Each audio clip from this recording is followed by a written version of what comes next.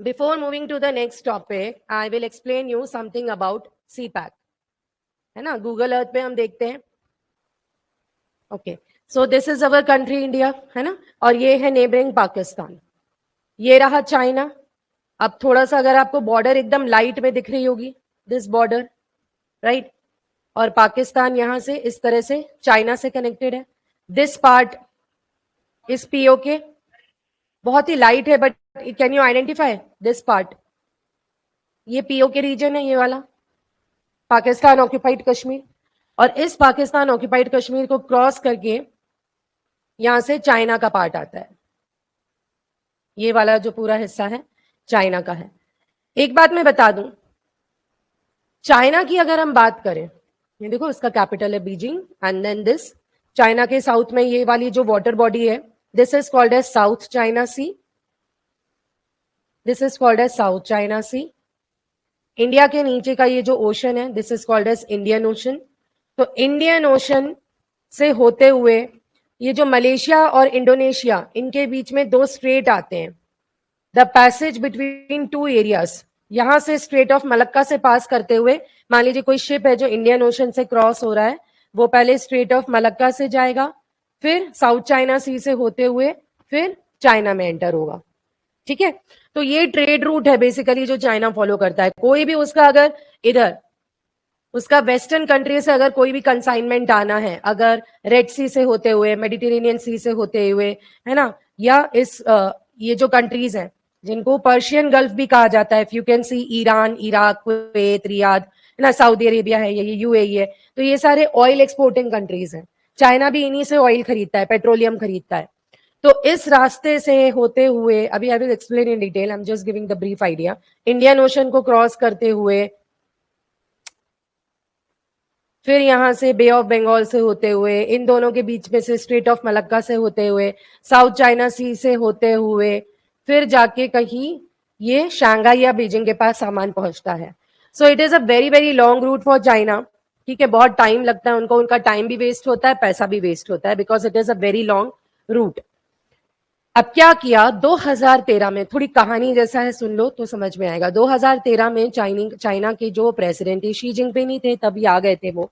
तो उन्होंने एक आइडिया दिया. उन्होंने बोला कि आज से हजारों सालों पहले चाइना का सिल्क दुनिया भर में एक्सपोर्ट किया जाता था. You must have read in your text books during schools. और जिस रूट के थ्रू वो एक्सपोर्ट किया जाता था, that was called as Silk Route, है ना. तो चाइना का सिल्क जो है, पहली बार सिल्क चाइना में ही बना, मलबरी सिल्क स्पेशली, वो दुनिया भर में फेमस हुआ. राजा महाराजाओं के कपड़े जो थे वो दुनिया भर में उसी सिल्क, उसी फैब्रिक से बनते थे. तो चाइना से वो सामान खरीदते थे. जब ट्रेड फ्लॉरिश हुआ तो चाइना जो है वो सिल्क रूट के द्वारा इस सिल्क को दुनिया भर में भेजने लगा. अब वो सिल्क रूट जो था वो दो तरीके से था. एक था जमीनी रास्ता, लैंड के थ्रू जिन जिन कंट्रीज के साथ चाइना की कनेक्टिविटी है, वो इन सारे, देखो यहाँ पे पूरा लैंड के थ्रू कनेक्टिविटी है टिल यूरोप.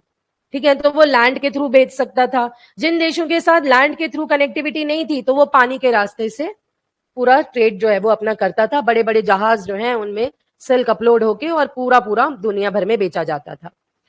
तो 2013 में चाइना के जो शी जिनपिंग थे, उन्होंने प्रपोज किया कि उसी सिल्क रूट को हम रिवाइव करते हैं और हम अपना एक प्रोजेक्ट लॉन्च कर रहे हैं जिसका नाम है BRI. The name of the project was BRI. इसका फुल फॉर्म है बेल्ट एंड रोड इनिशिएटिव, या फिर इसको बोलते हैं OBOR, one belt one road initiative, या फिर इसको बोलते हैं one road one belt initiative. कोई भी नाम ले लो. मोस्ट कॉमनली आपको न्यूज़पेपर्स में, मैगजीन्स में BRI मिलेगा, belt and Road initiative of China. One belt one road भी बोल सकते हैं, वन रोड वन बेल्ट भी बोल सकते हैं. It is all one and the same thing. अब चाइना ने क्या बोला कि पुराने सिल्क रूट को रिवाइव करते हैं. इसके दो रीजंस थे. पहला रीजन था कि उस समय चाइना जो था, it was the most populous country in the whole world. वो तो अभी पिछले साल ही इंडिया को ये प्रिविलेज मिला कि India became the most populous country. उसके पहले कौन था? चाइना. तो इतनी बड़ी जनसंख्या को सपोर्ट करने के लिए चाइनीज गवर्नमेंट को सभी को जॉब अपॉर्चुनिटीज देनी थी, लाइवलीहुड देना था. वरना इतना ज्यादा पॉपुलेशन वाला देश, और वो भी सिंगल पार्टी के कमांड में, कैसे रहेगा? एक ही पार्टी है वहां पे, कम्युनिस्ट पार्टी ऑफ चाइना, एक ही पार्टी की चलती है वहां. कोई डेमोक्रेसी तो है नहीं जैसे हमारे देश में है. तो इतने लोगों को सपोर्ट करने के लिए वहां पे सरकार ने मैन्युफैक्चरिंग इंडस्ट्री को बहुत बढ़ावा दिया, मैन्युफैक्चरिंग सेक्टर को बहुत प्रमोट किया गया, लोगों को उसमें जॉब्स दी गई। अब चाइना बहुत ज्यादा मैन्युफैक्चर करने लगा, बहुत सारी चीजें बनाने लगा, एक निडल से लेके एरोप्लेन तक के पार्ट्स वहां पे बनते हैं, ठीक है। It is manufacturing almost everything. वहां पे एप्पल के आउटलेट्स हैं, सारा बड़ा ब्रांड देखो वो चाइना में ही अपने उसने इंफ्रास्ट्रक्चर बना लिया, वहीं पे सारी मैन्युफैक्चरिंग हो रही है, कहीं वहीं पे असेंबल भी हो रहा है और दुनिया भर में बेचा जा रहा है। क्यों? क्योंकि सस्ता पड़ता है, ठीक है। तो जब चाइना इतना एक्सेसिव अमाउंट मैन्युफैक्चर करने लगा, अब उसकी जो डोमेस्टिक डिमांड थी, उसका जो डोमेस्टिक मार्केट था, वो उसकी नीड से भी ज्यादा प्रोडक्शन कर रहा था, जितनी वहां लोगों की रिक्वायरमेंट नहीं है उससे कई ज्यादा वो प्रोड्यूस कर रहा था। So what could be the best option? Export. कि हमारी जो डोमेस्टिक डिमांड्स हैं वो एक बार पूरी हो जाए, उसके बाद जो जितना सामान है उसको क्या किया जाए? एक्सपोर्ट। अब केवल चाइना तो नहीं है सामान बनाने वाला, दुनिया में बहुत सारे देश हैं। इंडिया का भी मेक इन इंडिया कैंपेन शुरू हो गया था, ठीक है। और ब्राजील भी बहुत ज्यादा मैन्युफैक्चरिंग करता है, साउथ अफ्रीका में बहुत सारे देश हैं जो मैन्युफैक्चरिंग करते हैं। वेस्टर्न देशों को देख लो, आज भी ऑटोमोबाइल में उनका कोई हाथ नहीं पकड़ सकता। ताइवान को देख लो, इलेक्ट्रॉनिक्स के आइटम्स में ताइवान का कोई हाथ नहीं पकड़ सकता। साउथ कोरिया को देखो, जर्मन कंपनीज है, आज गाड़ियों में जर्मन कंपनीज के ही नाम है ना, बड़े बड़े जितने भी ब्रांड्स हैं वो सब जर्मन है।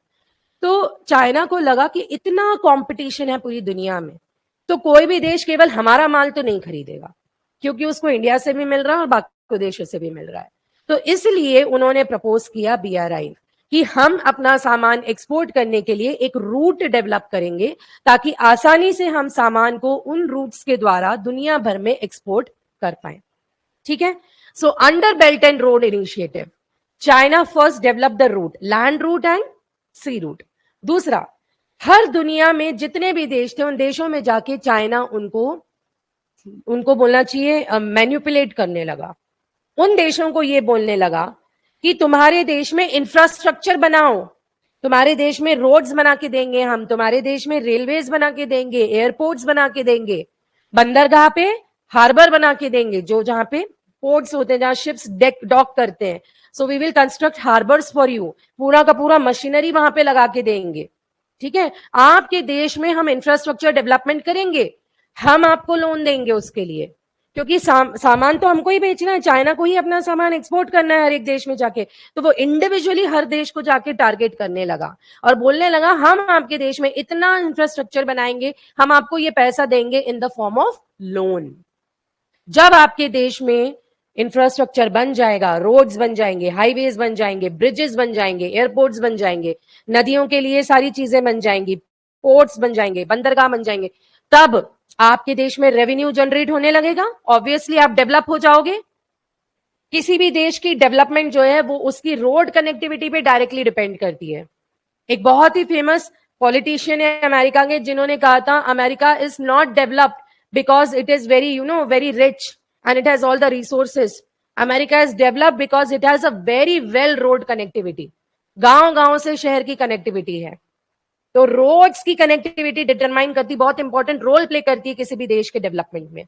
तो ये बात चाइना को समझ में आई, उन्होंने इस पॉइंट को यूज किया सभी कंट्रीज को मैनिपुलेट करने के लिए कि आपकी रोड कनेक्टिविटी बहुत अच्छी होगी, आप डेवलप करोगे, आप रेवेन्यू अर्न करने लगोगे, और जो पैसा हमने लगाया है आपके देश में in the form of loan, उसको पैसा आते ही आप धीरे धीरे रीपे करना, और हमको ज्यादा उसमें इंटरेस्ट भी नहीं चाहिए, बहुत ही नॉमिनल इंटरेस्ट पे, मार्जिनल इंटरेस्ट पे आप हमें वो पैसा रीपे कर देना। तो ये चाइना की बात सभी देशों को अच्छी लगी। उनमें से एक है श्रीलंका, एक है पाकिस्तान, उनमें से कुछ कंट्रीज है म्यांमार, कुछ है मलेशिया जैसे देश, कुछ है इथियोपिया जैसे देश। बहुत सारे देशों ने इस बेल्ट एंड रोड इनिशिएटिव का हिस्सा बनने के लिए हाँ कर दिया। क्यों? क्योंकि पैसा कौन देने वाला था? चाइना। बेनिफिट किसको होने वाला था? उन देशों को, क्योंकि उन देशों में लोन के फॉर्म में पैसा मिल रहा है, उनको बहुत ही कम पैसा धीरे धीरे चुकाना, वो भी इकट्ठा नहीं चुकाना है, over the period of years धीरे धीरे चुकाना है। उनके देशों में इंफ्रास्ट्रक्चर बन जाएगा, बेनिफिट होगा, रेवेन्यू इनकम होगी, बहुत होगा। तो बहुत सारे कंट्रीज इसके विक्टिम बन गए। इसको कहते हैं डेप्ट ट्रैप पॉलिसी। ये चाइना की कौन सी पॉलिसी है? डेप्ट ट्रैप पॉलिसी। डेप्ट मतलब उधार, लोन। तो उन्होंने लोन के चक्कर में सारे देशों को क्या कर लिया है, ट्रैप। एक बहुत ही अच्छा जीता जाता उदाहरण है, if you have read about the economy of Sri Lanka, it is the worst victim of China's डेप्ट trap policy. I will show you why. फिर हम इसके ऊपर आते हैं। ये देखो, ये रहा श्रीलंका। श्रीलंका में इस रीजन में, साउथ में एक रीजन था, I am just zooming in this area, Hambantota. Hambantota ये बिल्कुल ही अनएक्सप्लोर्ड, अनडेवलप्ड, अनरीच्ड एरिया उनमें से एक था। तो चाइना ने अपनी बीआरआई का मोहरा बनाया पहले श्रीलंका को। श्रीलंकन गवर्नमेंट को बोला कि आपका ये रीजन बिल्कुल भी डेवलप नहीं है, इस रीजन में हम यहां ये देखिए बंदरगाह बनाएंगे। जितनी भी शिप्स इंडियन ओशन से पास होती हैं, they have to stop in between for refuelling, fuel भी चाहिए। They have to stop for resupplements, जो उनका जो भी वो मटेरियल कैरी कर रहे हैं वो सब खत्म हो जाता है, खाना पीना, मेडिसिन, और भी बहुत सारी चीजें हैं जो उन पे ऑपरेट करने वाले लोगों को चाहिए, है ना। तो हम यहाँ पे हार्बर बनाएंगे, बंदरगाह बनाएंगे हम्बनटूता में। कुछ इस तरह का उन्होंने ये हार्बर बनाया, हम्बनटूता पोर्ट नाम से, ठीक है। हम आपको लोन दे रहे हैं, हमारे ही वर्कमैन आके, चाइनीज वर्कमैन आके आपके देश में इस रीजन को डेवलप करेंगे, हम्बनटूता पोर्ट बनाएंगे, हम्बनटूता एयरपोर्ट बनाएंगे, इस पूरे रीजन को विकसित करेंगे, ठीक है। हम आपको लोन दे रहे हैं, और धीरे धीरे जब रेवेन्यू आने लगेगा तब आप हमको रीपे कर देना। पैसा हम दे रहे हैं, वर्कफोर्स हमारी होगी, चाइनीज लेबर आके यहाँ पे काम करके देगी, आपको पूरा इंफ्रास्ट्रक्चर बना के देगी। ये देखो, तो ये सारे चाइनीज जितने सोल्जर्स आए, मतलब बोलना चाहिए वर्कमैन आए, उनके सेटलमेंट्स, उनकी कॉलोनीज बन गई यहाँ पे, तो यहीं बस गए। उनके प्रोटेक्शन के लिए चाइनीज आर्मी भी आ गई यहाँ पे, ठीक है। चाइनीज नेवी आ गई, चाइनीज आर्मी आ गई, कि हमारी पॉपुलेशन है, चाइनीज आई है सिविलियंस, तो इनकी प्रोटेक्शन कौन करेगा, चाइना की आर्मी। तो वो भी आ गए यहाँ पे, ठीक है। और श्रीलंका ने जब देखा कि over the period of years इस पोर्ट पे से कोई फायदा ही नहीं हो रहा है, हमको कोई रेवेन्यू जनरेट नहीं हो रहा है, कोई भी शिप आके यहाँ डॉक ही नहीं कर रहा है, तो उनका पूरा का पूरा प्लान जो था वो फेल हो गया, ठीक है। Sri Lankan government came under huge डेब्ट क्राइसिस। अब चाइना की गवर्नमेंट श्रीलंका के ऊपर प्रेशर बनाने लगी, पैसा लिया है हमसे, पैसा वापस करो, पैसा वापस नहीं कर सकते तो ये पूरी जगह हमारी। So what ultimately they did, Sri Lanka did not have money. You must have read last year Sri Lanka went to the worst economic crisis. Sri Lanka के प्रेसिडेंट को रिजाइन करके उनके महल को आग लगा दी वहां के सिविलियंस ने घुर के, और उनको भागना पड़ा अपनी जान बचाकर। अब जाके थोड़ी बहुत वहां पे पॉलिटिकल स्टेबिलिटी आई है, ठीक है। तो ये पूरा का पूरा एरिया जो था वो श्रीलंका को चाइना को दे देना पड़ा ऑन लीज फॉर 100 years। अगले 100 सालों तक यहाँ कौन राज कर रहा है, चाइना। सो ये इंडिया के लिए भी एक बहुत बड़ा स्ट्रैटेजिक लॉस है, बिकॉज चाइना की मिलिट्री की प्रेजेंस इंडियन ओशन में है, तो वो इंडिया के जितने भी मिलिट्री एक्टिविटीज हैं, क्योंकि हमारे भी सारे जो सबमरीन्स हैं, हमारे जो इंडियन नेवल शिप्स हैं, वो तमिलनाडु पर या इस तरफ हार्बर होते हैं, कमीशनड होते हैं, तो पूरी तरह से चाइना की जो नेवी है वो हमारी एक्टिविटीज पे भी नजर रखती है। ये हमारे लिए भी एक बड़ा ड्रॉबैक है। तो इसी बेल्ट एंड रोड इनिशिएटिव का अगला मोहरा बना पाकिस्तान, जो हमारा अगला टॉपिक है, चाइना पाकिस्तान इकोनॉमिक कॉरिडोर। अब क्या हुआ, इंडिया जो है वो दुनिया की 5वीं सबसे बड़ी इकोनॉमी है। Indian economy is number 5 in terms of gross domestic product, ठीक है। $5 ट्रिलियन की इकोनॉमी का हमारा टारगेट है, लगभग $3 ट्रिलियन तो हमारी ऑलरेडी हो गई है, ठीक है। हमारी जनसंख्या 140 करोड़ है, पाकिस्तान की जनसंख्या 24 करोड़, उससे 2 गुना ज्यादा मुस्लिम्स तो हमारे यहाँ है, हमारे देश में, ठीक है। और वो बराबरी करता है इंडिया की इकोनॉमी के टर्म्स में, है ना, कहीं नहीं है वो टॉप 10 में। हमारी इकोनॉमी दुनिया की 5वीं सबसे बड़ी इकोनॉमी है ना। अब क्या हुआ, पाकिस्तान को लगा कि इंडिया को कंपटीशन देना है, तो चाइना ने सेम गेम पाकिस्तान के साथ खेला कि हम आपके देश में डेवलपमेंट करेंगे, पैसा लगाएंगे, इंफ्रास्ट्रक्चर बनाएंगे, लोन देंगे, हमारे ही वर्कमैन आके आपके यहाँ सब कुछ बनाएंगे, इंफ्रास्ट्रक्चर बनाएंगे, आपको धीरे धीरे ये पैसा रीपे करना है। दुश्मन का दुश्मन दोस्त होता है, पाकिस्तान हमारा दुश्मन, चाइना हमारा दुश्मन, तो चाइना किसको सपोर्ट करने लगा, पाकिस्तान को। चाइना का पर्सनल इंटरेस्ट क्या था उसमें जरा ये देखो, पर्सनल इंटरेस्ट ये था, ये वाला रीजन मैंने बताया, जो पर्शियन गल्फ वाला एरिया होता है, ये जो कंट्रीज हैं, United Arab UAE, United Arab Emirate, Saudi Arabia, Bahrain, Kuwait, ठीक है, उसके बाद Iraq, all these countries are petroleum rich. ये दुनिया में ऑयल एक्सपोर्ट करती हैं, चाइना भी इनसे ही तेल खरीदता है, ठीक है। तो इनका जो चाइना का जो शिप है, मान लो इसमें ऑयल भर के आ रहा है, चाइना ने पेमेंट कर दिया और इन सभी देशों से ऑयल खरीदा, चाइना के बड़े बड़े कंटेनर्स क्रूज ऑयल लेकर आ रहे हैं। So first they have to travel through Persian Gulf, then Gulf of Oman, then I told you all the way down to Indian Ocean, then they will reach to South China Sea and then finally to China. China ने बोला पैसा बर्बाद, वक्त भी बर्बाद। इसको minimise करने के लिए उन्होंने बोला क्यों ना पाकिस्तान में ही एक पोर्ट बना दिया जाए, which is called as Gwadar port. इस पोर्ट को चाइना ओवरटेक कर लेगा, फिर हमने जितना रेलवे नेटवर्क, जो भी रोडवेज, हाईवे सब कुछ बनाए हैं, वो पाकिस्तान से होते हुए सीधे कहां पहुंचेंगे? काशगर, चाइना में।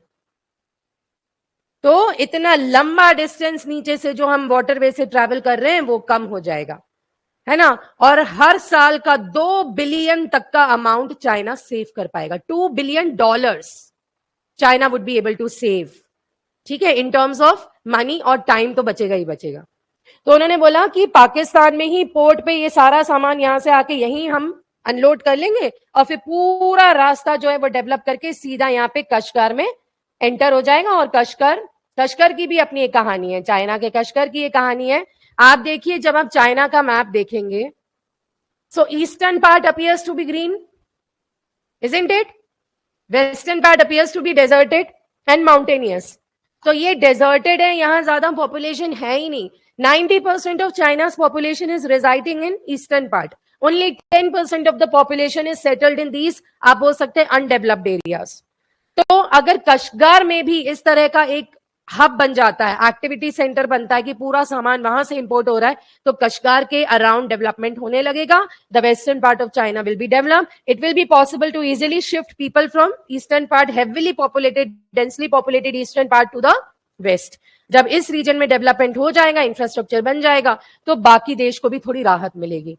तो ये उसका एक तीर से दो शिकार वाला अप्रोच था कि वेस्टर्न रीजन को भी डेवलप करना है। अब पाकिस्तान को चाइना ने बोला है हम आपको देते हैं $46 बिलियन का लोन सैंक्शन करते हैं और आपके देश में सब कुछ बना देंगे, roadway, highway, airport, Gwadar port को डेवलप कर देंगे, सब कर देंगे। पाकिस्तान खुश हो गया, और क्या चाहिए, फ्री फोकट में पूरा हमारा देश डेवलप हो जाएगा।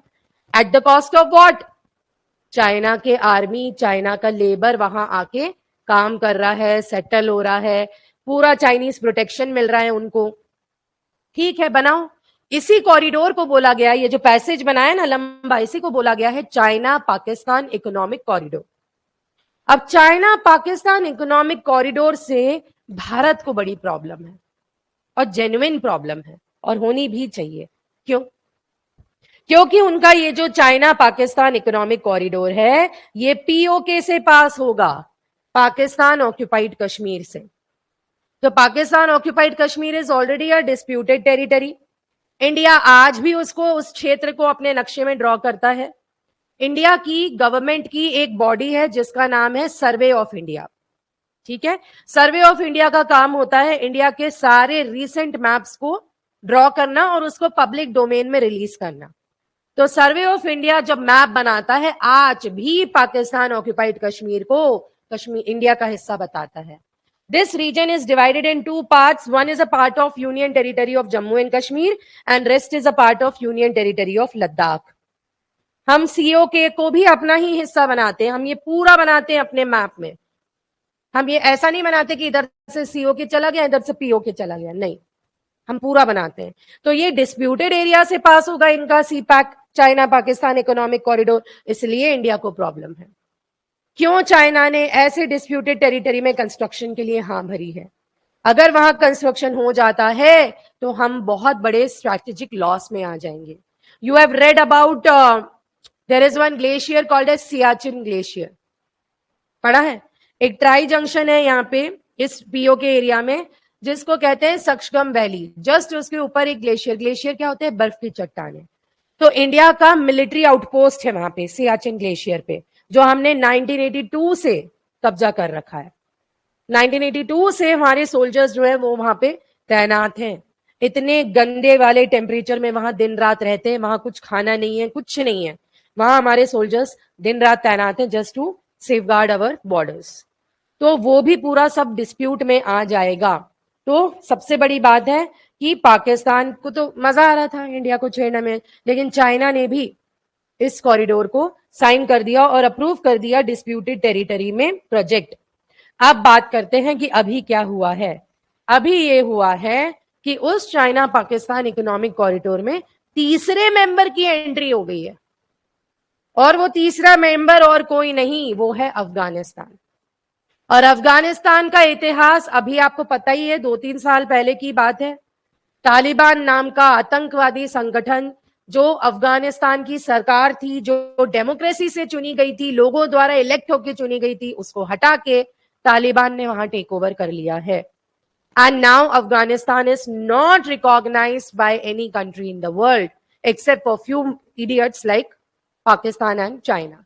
ठीक है, इंडियन गवर्नमेंट ने अभी भी उसको ऑफिशियल रिकॉग्निशन नहीं दिया है तालिबान को, क्योंकि तालिबान को ऑलरेडी पहले ही यूएसए, यूके, यूरोपियन यूनियन और सारे वेस्टर्न कंट्रीज ने आतंकवादी बोल चुके थे।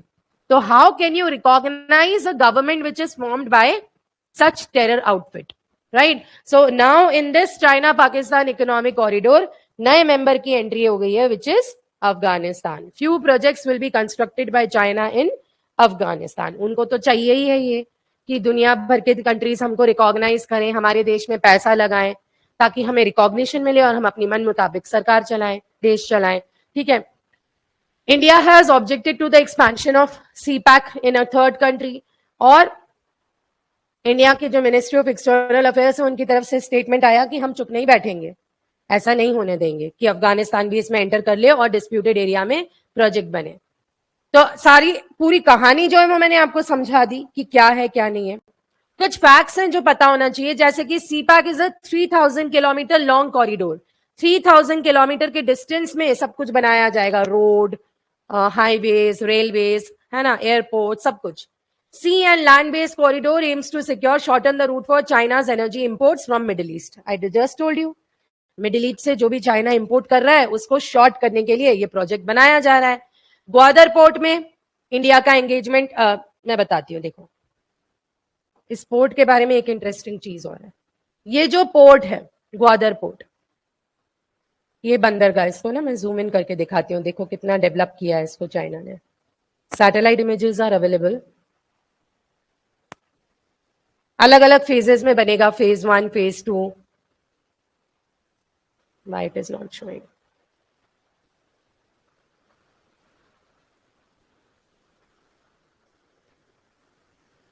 Not showing.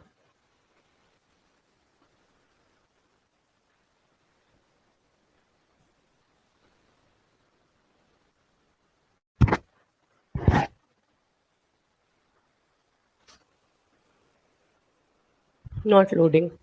ठीक है, आप इसको देखो, पूरा ग्वादर सिटी पूरा डेवलप कर रहे हैं। पोर्ट तो बना ही रहे हैं, पूरा सिटी डेवलप कर रहे हैं।